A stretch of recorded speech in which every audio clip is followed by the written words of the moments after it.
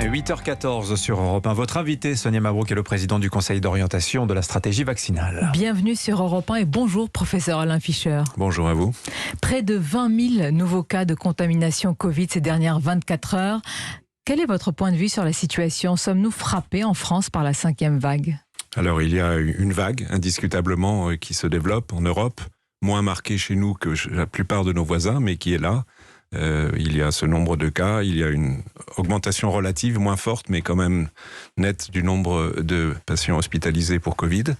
Donc clairement, il y a là appel à la vigilance. On sait que ce virus est particulièrement contagieux, qu'il reste des personnes non vaccinées, qu'il y a peut-être un petit relâchement dans le respect des différentes mesures barrières qui peuvent contribuer. Et puis, il y a le climat. Nous entrons dans la période plus humide, plus froide, où les personnes ont tendance évidemment à vivre en intérieur. Et en intérieur, si on ne porte pas le masque, on se contamine. On va détailler tout cela, professeur Fischer. Mais de quels indicateurs faut-il tenir compte pour qualifier la situation? Avant, Alain Fischer, on tenait compte du nombre de personnes en réanimation. Et maintenant, c'est le nombre de cas de contamination qui semble nous indiquer la gravité de la situation. Non, rien n'a changé sur ce plan. Les différents paramètres sont à prendre en compte. Le nombre de nouveaux cas, le nombre de personnes nouvellement hospitalisées, le nombre de personnes entrant en service de soins intensifs et malheureusement aussi le nombre de décès. Il n'y a pas forcément, et c'est le cas actuellement, un parallélisme entre toutes ces courbes, mais il faut suivre ces différents paramètres. Et puis, on peut calculer ce qu'on appelle le coefficient de reproduction du virus, qui est une espèce de synthèse de ces éléments en termes de circulation du virus. Et quel est le profil des personnes hospitalisées pour Covid en ce moment? Les non-vaccinés sont-ils beaucoup plus nombreux à être admis en réanimation? Oui, on sait qu'il y a des données qui ont été récemment colligées par Santé publique France cette semaine, publiées sur un très grand nombre de cas, et je rends hommage à la qualité du travail, qui montre que si on n'est pas vacciné, le risque d'être hospitalisé et d'aller en soins intensifs est 12 fois supérieur à celui des personnes vaccinées. Là, c'est un fait, ce que vous nous dites. C'est un fait, c'est une constatation, ce sont les données, la réalité de ce qui se passe en France. Par ailleurs, incidemment, c'est confirmé dans d'autres pays qui sont vaccinés au même niveau que nous, à peu près, les pays européens voisins. Donc cela confirme ce que l'on sait, mais qu'il faut évidemment répéter pour essayer de convaincre ceux qui ne sont pas encore vaccinés. Il y en a quelques-uns. On va en parler, oui. Trop, vous nous direz lesquels aussi, parmi les plus fragiles dans la population. Donc, il faut le répéter, c'est que la vaccination sauve des vies tous les jours. Et imaginons où nous en serions s'il n'y avait pas de vaccination. Dites-nous, où est-ce que nous en serions? Il y aurait des dizaines de milliers de morts supplémentaires. Nous en serions, je ne sais pas combienième confinement, avec les conséquences économiques. Le système de santé serait de façon chronique en situation de grande tension. Bref, ce serait un drame, comme le vivent malheureusement certains pays, nos voisins des pays de l'Est européen, pour ne pas aller plus loin, dont la population est peu vaccinée. Mais justement, parlons de ce système de soins. Vous dites que s'il n'y avait pas eu la vaccination, ça aurait été un drame, pour reprendre votre mot, professeur Fischer. Pour l'année 2020, c'est-à-dire en pleine épidémie, seuls 5% des malades en réanimation et 2% de tous les malades hospitalisés l'ont été pour cause de Covid. Ces chiffres que je cite ce matin sont ceux du rapport de l'Agence technique de l'information sur l'hospitalisation, une agence, je précise, qui dépend du ministère de la Santé. Vous confirmez cette part infime? Il faut juste se donner le temps de comprendre ce qu'il y a derrière ces chiffres. C'est que là, vous parlez en nombre de personnes. Chaque personne hospitalisée pour un Covid est restée beaucoup plus longtemps qu'une personne hospitalisée pour une autre raison, si bien que en termes de nombre de journées, les valeurs sont beaucoup plus élevées, et plus on va vers les services aigus et intensifs. Au niveau des services de soins intensifs, de mémoire, je pense que je ne me trompe pas dans les chiffres, c'est 11 ou 12% de malades, c'est 20% des journées d'hospitalisation, et il y a malheureusement plus de décès dans cette population. Et puis, premier point. Deuxième point, c'est le fait que, on le sait tous, il y a eu des vagues et des périodes plus calmes, et donc il y a eu des périodes d'extrême tension, et je pense que tout le monde se souvient des images vues à la télévision de 5-6 personnes, par exemple, nécessitant... Qui relatait une réelle situation de saturation. Voilà, à un moment donné, il fallait retourner les personnes. Il y a eu on a la nécessité de transporter dans des conditions difficiles, et c'était assez remarquable, par avion ou par train, des personnes de régions où les services de santé, notamment de soins intensifs, étaient complètement saturés. Il y a des régions où il était moins. Donc la réalité, c'est une hétérogénéité extraordinaire, et le fait que, pour les services lourds, l'impact a été extrêmement fort pour les malades et pour les soignants. C'est important d'amener la lumière sur ces faits et ces chiffres. Le scénario autrichien, professeur Alain Fischer, d'un reconfinement des non-vaccinés, est-ce que c'est une piste comme une autre qui peut être sur la table, ou est-ce que, et là je parle aussi aux citoyens que vous êtes, c'est une manière de stigmatiser les non-vaccinés et de créer 2 catégories de citoyens aujourd'hui ? D'abord, il faut indiquer que l'Autriche n'est pas, ou la France n'est pas dans la situation de l'Autriche.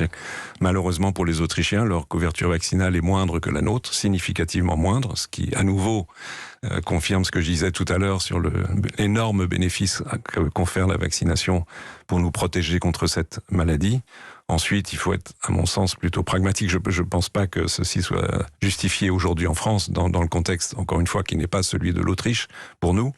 Maintenant, je pense que chaque pays peut être amené à prendre des décisions de façon pragmatique pour faire en sorte, pour le bien public. Et le bien public, c'est de protéger les gens contre une maladie qui tue. C'est toujours, une balance, un équilibre délicat entre protection et liberté. Oui, mais il me semble qu'il y a un moment, quand on parle de maladies extrêmement graves pour les personnes concernées, indirectement parce qu'elles affectent le fonctionnement du service de santé pour toute la population, il y a des bénéfices collectifs qui peuvent l'emporter sur la liberté individuelle. Ceci doit être contrôlé, mais de temps à autre, cela peut être justifié. Jusqu'à quel point, professeur ? Jusqu'à un nouveau confinement pour l'heure ? Le gouvernement dit qu'il est exclu, oui ? Oui, on n'est pas dans cette discussion en France. Là, je parlais en termes généraux. Je pense qu'il faut, effectivement, il faut être très scrupuleux et tout ceci doit être fait sous contrôle politique, démocratique, le Parlement, etc.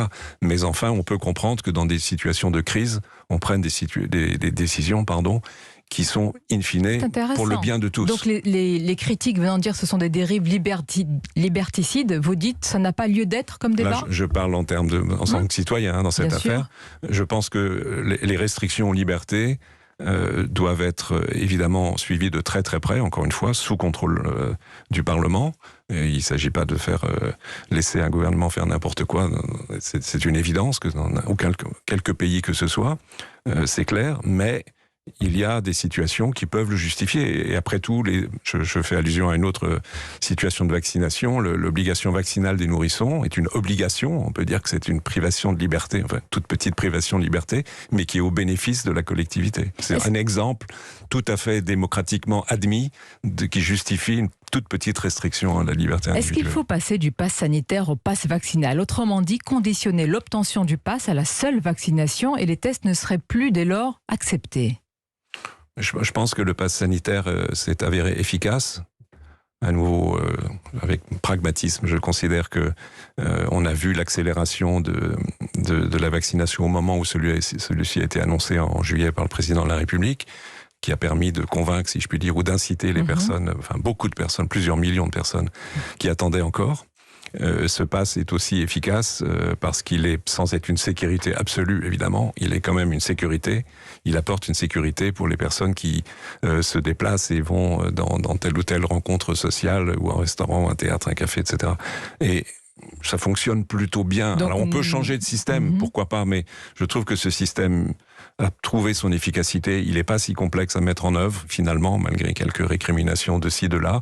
Et par contre, je pense qu'il est nécessaire de le maintenir dans la situation actuelle pour les raisons qu'on a discutées au tout début. Alors le pass sanitaire, Alain Fischer, est conditionné pour les plus de 65 ans et les plus fragiles à la 3e dose, donc à partir du 15... Voilà, préférez dire rappel que 3e dose ? Oui, parce que... N'est-ce pas la même chose ? Non.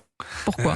La 3e dose, c'est évidemment un peu technique, médical, mais la 3e dose... Parce que quand on parlera ici de la 4e, 5e, 6e... Alors, la 3e dose, c'est en gros ce que l'on essaye de faire pour les personnes les plus fragiles, très immunodéprimées. On augmente le nombre de vaccinations pour essayer d'avoir une réponse. Le rappel, ça a un sens immunologique, pardon d'être un tout petit peu technique à une seconde, c'est à distance de la primo-vaccination. On stimule à nouveau les cellules du système immunitaire qui avaient été initialement activées, et on sait, c'est connu depuis des dizaines d'années en vaccination, que cela permet d'amplifier considérablement la réponse immunitaire. Là, donc c'est de ça dont on parle. C'est important, vous avez un peu de recul, Alain Fischer, avec ceux qui nous écoutent ce matin, qui ont fait leur 3e dose. Est-ce qu'il y a un boost important ? Est-ce Je pense que les nouvelles sur ce plan sont très bonnes. On a des données qui viennent pour l'instant essentiellement d'Israël, parce qu'Israël a débuté la pratique du rappel à différents âges dès cet été.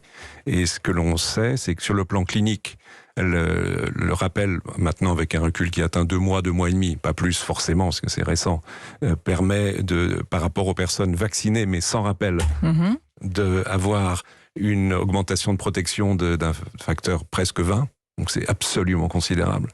Et ça s'ajoute à la protection déjà présente. On verra sur quelle durée, surtout. La durée, on ne la connaît pas, évidemment, mais en tous les cas, c'est une très bonne nouvelle. Et c'est associé, sur un plan biologique, à des titres d'anticorps extrêmement élevés. Là, vous êtes en train de nous dire la 3e dose pour tous.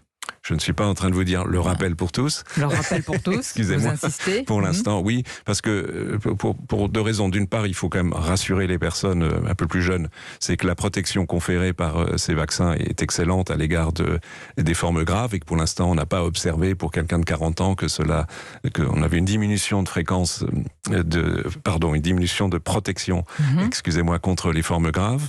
Et d'autre part, si on considère que le délai de 6 mois est assez raisonnable entre la primo-vaccination et le rappel, les personnes âgés de moins de 50 ans, disons, n'ont pas encore atteint ce moment. Mais sans doute, le moment viendra du rappel. Mais chaque chose en son temps. Pour l'instant, mais il viendra. C'est inéluctable que pour toute la population, il y aura ce rappel. Oui. Mais pourquoi on ne nous le dit pas, professeur Fischer, clairement, parce qu'il faut être sûr. Des adultes responsables. Je pense qu'on peut être responsable et émettre encore des éléments d'incertitude. Je pense que c'est au contraire.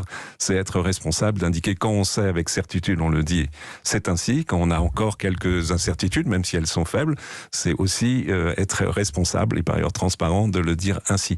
Pour l'instant, le rappel, je pense que c'est bien de l'indiquer à nouveau, concerne les personnes âgées de plus de 65 ans, absolument indispensable pour elles. Ce sont elles, qu'on le sait, qui sont les plus fragiles et qui peuvent être hospitalisées. Les personnes malades, toutes sortes de maladies chroniques, elles ne sont pas encore beaucoup d'entre elles n'ont pas encore reçu leur rappel. C'est aussi, c'est plus ponctuel, les personnes qui ont eu une vaccination par le Janssen, et puis se discute à court terme le rappel pour les personnes âgées de 50 à 65 ans. Vous avez affirmé il y a quelques jours, Alain Fischer, les vaccins Moderna et Pfizer sont des frères jumeaux d'excellente efficacité tous les deux. Or, le vaccin Moderna est déconseillé pour les moins de 30 ans. Vous dites qu'il ne faut pas s'inquiéter, mais s'il est déconseillé de fait, et puisqu'on est transparent, c'est qu'il y a quand même une raison sérieuse et qu'ils ne sont pas jumeaux de fait. Ils sont jumeaux. Non mais... Je vais vous expliquer. Ah oui. Expliquez-nous. D'abord, donc ce sont 2 vaccins à ARN, comme on dit. Donc la technologie est la même. Il y a une petite différence entre les deux, c'est que c'est la quantité d'ARN qui est contenue dans chaque vaccin. Par micro-goutte de graisse qui contient l'ARN, il y a, pour être très précis, 30 microgrammes dans le vaccin Pfizer et 100 dans le vaccin Moderna. Et ce qui a été observé, c'est que chez des sujets de moins de 30 ans, après essentiellement des hommes, et essentiellement après la seconde dose, il y a un tout petit peu plus, mais ça reste très très faible, d'un effet secondaire qui est la survenue d'une inflammation cardiaque qui évidemment il faut signaler, qui évolue bien. Donc je répète, elle est rare, elle évolue bien. Donc il faut être assez, évaluer les choses à leur juste place. Il y en a un peu plus avec le Moderna que le Pfizer, probablement à cause de cette histoire de dose. D'où la recommandation de l'HAS, qui est non pas de dire de déconseiller, moi je dirais les choses positivement, puisqu'on a le choix. On n'aurait pas le choix. Imaginons qu'on n'y ait que le vaccin Moderna, le discours serait, pour quel que soit l'âge, recevez une vaccination avec le Moderna. Il se trouve qu'on a le choix. Tant mieux pour nous, tant mieux pour les personnes âgées de moins de 30 ans. Préférons le Pfizer parce que ce petit risque est un peu plus faible. 2 questions aussi, non pas rapides, c'est important, mais vous dites souci de transparence, Alain Fischer. Je vous en parle et il ne s'agit pas de reprendre de théorie, mais c'est important qu'il y ait, en tous les cas, votre explication apportée ce matin. Il y a une vidéo qui circule avec des effets secondaires de tremblement, des gens qui montrent cela après un rappel ou tout simplement la deuxième dose. Comment vous réagissez face à tout cela aujourd'hui ? Je pense qu'il faut être extrêmement vigilant, bien sûr, à l'égard de tout événement qui survient au décours de la vaccination. Et je rappelle, je pense que les gens le savent, et en tous les cas les professionnels de santé le savent, c'est qu'il y a un système de déclaration très facile de tout événement qui survient dans les minutes, dans les heures, dans les jours, dans les semaines qui suivent le vaccin. Et ils sont analysés de façon extrêmement scrupuleuse. En France par les agences régionales du système de l'Agence de sécurité des médicaments, et cela remonte au niveau européen, où évidemment c'est très important puisque ça permet de colliger des cas sur un plus grand nombre de pays. Et donc ce système de vigilance, il n'a jamais été aussi rigoureux pour aucun autre vaccin, bien qu'il était déjà assez bon avant, ou aucune autre pratique médicale. Et donc s'il y a des signaux, ils sont analysés. Il faut bien faire attention que, par définition, après un vaccin, vous pouvez tomber malade d'autre chose. Donc ce qu'on appelle la concomitance et causalité, c'est pas du tout la même chose, mais on a un peu tendance, malheureusement, à confondre ces deux notions. Donc c'est un peu tout compliqué, mais c'est une réalité. Donc l'analyse faite par des gens qui sont indépendants de tout intérêt financier ou quoi que ce soit et qui travaillent de façon très rigoureuse sur ces questions permettent de déterminer quels sont les quelques effets indésirables. Il y en a extrêmement peu. On parlait des myocardites tout à l'heure, c'est un cas sur 10 000, sur 20 000. Il y a quelques cas d'allergie extrêmement rares, encore plus rares, et c'est tout.